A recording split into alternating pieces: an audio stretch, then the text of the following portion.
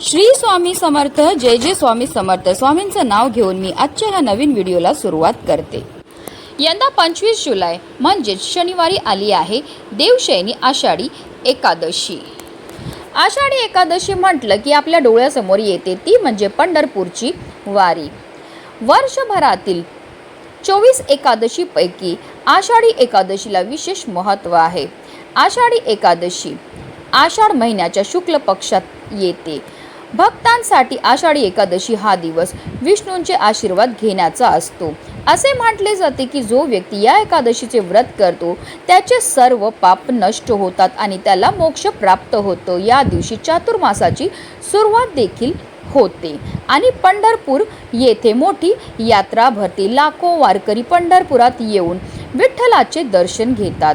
विठ्ठलाच्या नामाने अवघी पंढरी दुमदुमून जाते. आषाढी एकादशीला देवशयनी एकादशी किंवा महा एकादशी असे देखील म्हटले जाते. असे मानले जाते की या दिवशी भगवान विष्णू 4 महिने योग निद्रेत जातात आणि या काळाला चातुर्मास म्हणतात, ज्या दरम्यान भक्त भगवानांना प्रसन्न करण्यासाठी आणि त्यांचे आशीर्वाद मिळवण्यासाठी विविध आध्यात्मिक पद्धती पाळतात. या दिवसाच्या व्रतात सर्व देवांचे तेज एकवटलेले असते. या दिवशी वस्तू दान केल्याने पुण्य प्राप्त होते आणि देव प्रसन्न होतात. ते तुमचे कर्म शुद्ध करते आणि जीवनातील अडथळे दूर करतात. सात्विक आहार शरीर आणि मन शुद्ध ठेवते. तसेच या दिवशी पिंपळाच्या झाडाची पूजा केल्याने, त्याला जल अर्पण केल्याने पितृदोष शांत होतो आणि कुंडलीतील ग्रहांचे नकारात्मक प्रभाव कमी होतात. यामुळे जीवनात स्थिरता येते आणि शांती येते. या दिवशी विठ्ठल रखुमाईची संयुक्त पूजा घरात सुख शांती समृद्धी आणते. संपत्तीत अपार वाढ होते आणि सर्व इच्छा पूर्ण होतात. या वर्षी देवशयनी एकादशीच्या दिवशी अनेक दुर्मिळ आणि शुभ योगांचा संयोग जुळून येत आहे. जसं की अमृतसिद्ध योग, शिववास योग, ब्रह्मयोग, इंद्रयोग आणि पुष्य नक्षत्रावर सूर्य व उच्च राशीतील गुरु यांचा संयोग. या योगांमुळे या दिवशी केलेले जाणारे प्रार्थना आणि उपायांचा आपल्याला अतिशीघ्र फळ हे प्राप्त होणार आहे. धार्मिक दृष्ट्या हा दिवस अतिशय महत्त्वाचा असल्यामुळे या दिवशी काही प्रभावी उपाय आणि सेवा देखील केल्या जातात. आणि म्हणूनच आषाढी एकादशीच्या दिवशी तुम्ही व्रत नाही केलं तरीही चालेल, पण प्रत्येकाने आपल्या मुलांच्या उज्ज्वल भविष्यासाठी इथे लावा असा एक दिवा. हा दिवा लावल्यामुळे आपल्या मुलांच्या आयुष्यामध्ये असणारे सर्व दोष, अडचणी, हट्टीपणा, नजरबाधा तर नष्ट होणारच आहे, पण त्यांची प्रत्येक क्षेत्रामध्ये भरभरून अशी प्रगती होणार आहे. तर हा दिवा आपल्याला कुठे लावायचं, कोणत्या वेळेत लावायचं, त्याबद्दल सविस्तर आणि महत्त्वाची अशी माहिती मी तुम्हाला या व्हिडिओमध्ये देणार आहे. तो व्हिडिओ पूर्ण पहा आणि जर तुम्ही माझ्या चॅनलवर नवीन असतील तर चॅनलला सबस्क्राईब करा आणि शेजारी बेल आयकॉन सुद्धा प्रेस करा, जेणेकरून तुम्हाला माझ्या नवनवीन व्हिडिओचं नोटिफिकेशन हे मिळत राहील आणि तुम्ही एक पण व्हिडिओ मिस करणार नाही. आणि कमेंटमध्ये ओम नमो भगवते वासुदेवाय नमः लिहायला विसरू नका. तुम्ही एकादशीचं व्रत करत नसतील तरी सुद्धा तुम्हाला आवर्जून आषाढी एकादशी आणि कार्तिकी एकादशीचं व्रत हे करायचं आहे. कारण या दोन्ही एकादशीचं व्रत केल्यामुळे आपल्याला वर्षभरामध्ये येणाऱ्या 24 एकादशीचं व्रत केल्याचं पुण्य हे प्राप्त होत असतं. आषाढी एकादशीच्या दिवशी आपल्याला सकाळी ब्रह्ममुहूर्तावर उठायचं आहे आणि अंथरुणामध्येच आपल्याला श्रीहरी विष्णू माता लक्ष्मीचं स्मरण करायचं आणि दिवसाला सुरुवात ही करायची. त्यानंतर आंघोळीच्या पाण्यामध्ये आपल्याला हळद आणि गंगाजल टाकून स्नान करायचे. जर तुम्हाला शक्य असेल तर आवर्जून या दिवशी तीर्थक्षेत्री जाऊन स्नान करा. स्नान केल्यानंतर यथाशक्तीप्रमाणे आपल्याला दान हे करायचे. हे दान केल्यामुळे आपल्यावर श्रीहरी विष्णू आणि माता लक्ष्मीची भरभरून कृपाही होत असते. स्नान केल्यानंतर आपल्याला स्वच्छ वस्त्र परिधान करायचे. जर शक्य असेल तर या दिवशी लाल किंवा पिवळ्या रंगाचे वस्त्र परिधान करा. त्यानंतर सर्वप्रथम आपल्याला देवघरामध्ये दिवा हा प्रज्वलित करून घ्यायचा आहे. कारण कोणतीही सेवा किंवा कोणताही उपाय जर आपण अग्नीच्या साक्षीने केला तर त्यामध्ये आपल्याला निश्चितच सफलताही प्राप्त होत असते. त्यानंतर आपल्याला व्रत करायचा संकल्प हा घ्यायचा आहे.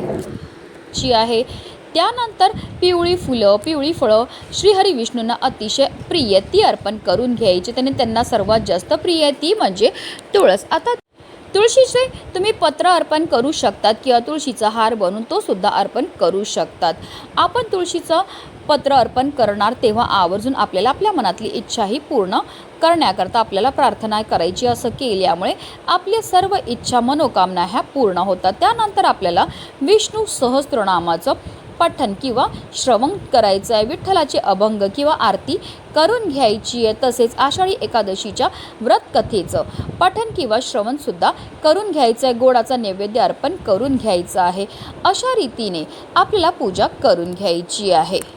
आता हा उपाय आपल्याला कधी करायचा, तर हा उपाय आपल्याला आषाढी एकादशीच्या दिवशी संध्याकाळी करायचा. संध्याकाळी तुम्ही 6 वाजल्यापासून 9:30ची जी वेळ असते ती माता लक्ष्मीची आगमनाची वेळ असते आणि त्या वेळेमध्ये जर आपण काही प्रभावी उपाय किंवा सेवा केल्या तर त्यामुळे आपल्यावर माता लक्ष्मी ही प्रसन्न होत असते. जर तुमची मुलं वारंवार आजारी पडत असतील, चिडचिड करत असतील, हट्टीपणा करत असतील, त्यांना केलेला अभ्यास लक्षात राहत नसेल की आपली मुलं खूप शिकलेली आहेत पण त्यांना मनासारखी नोकरी प्राप्त होत नसेल, त्यांच्या विवाह जुळण्यामध्ये समस्या येत असतील, तर आवर्जून प्रत्येक आईने आपल्या मुलांच्या उज्ज्वल भविष्यासाठी हा उपाय जो आहे तो करायचा. हा उपाय अगदी लहान मुलांपासून तुम्ही मोठ्यात मोठ्या मुलामुलीपर्यंत करू शकता. हा उपाय सुरू करायच्या अगोदर सर्वप्रथम आपल्याला देवघरामध्ये दिवा हा प्रज्वलित करून घ्यायचा आहे. कारण कोणतीही सेवा किंवा कोणताही उपाय जर आपण अग्नीच्या साक्षीने केलं तर त्यामध्ये आपल्याला निश्चितच सफलताही प्राप्त होत असते. त्यानंतर आपल्याला विधिवत देवपूजा ही करून घ्यायची आहे. वातावरण आपल्याला धूपदीप अगरबत्ती लावून प्रसन्न करून घ्यायचं आणि त्यानंतर आपल्याला लगेचच हा उपाय जो आहे तो करायचा. हा उपाय करण्याकरता आपल्याला एक दिवा हा लागणार. आता दिवा तुम्ही कोणताही घेऊ शकता. तुम्ही मातीची पंती घेऊ शकता. रोजच्या देवपूजेमध्ये जो दिवा लागतो तो घेतला तरी चालणार की अगदी तुम्ही कणकेपासून दिवा तयार केला तरीही चालणार. आता या दिव्यामध्ये जे आपण वात टाकणार आहेत तर आपल्याला काय करायचं आहे, 9 लांब वातींना एकत्र करून घ्यायचं आहे आणि त्या वातींपासून आपल्याला एक वात ही तयार करून घ्यायची आहे. आता या दिव्यामध्ये आपल्याला रोजच्या देवपूजेमध्ये जे तेल वापरतात ते टाकायचं आहे. त्यामध्ये आपल्याला भीमसेनी कापूरची एक वडी टाकायची. त्याचबरोबर एक काळी मिरीसुद्धा आपल्याला टाकून घ्यायची आहे. अशा रीतीने आपल्याला दिवा हा तयार करून घ्यायचा आहे. आता आपल्याला एक प्लेट घ्यायची आहे. प्लेटमध्ये आपल्याला कुंकू आणि एक स्वास्तिक काढून घ्यायचं आहे. त्या स्वास्तिकवर आपल्याला मूठभर तांदूळ ठेवायचे आणि त्या तांदळावर हा जो दिवा आपण तयार केलेला आहे तो प्रज्वलित करून ठेवायचा. तर ही प्लेट उचलून आपल्याला आपल्या देवघरामध्ये असणाऱ्या श्रीहरी विष्णू आणि माता लक्ष्मी समोर ठेवायची आहे.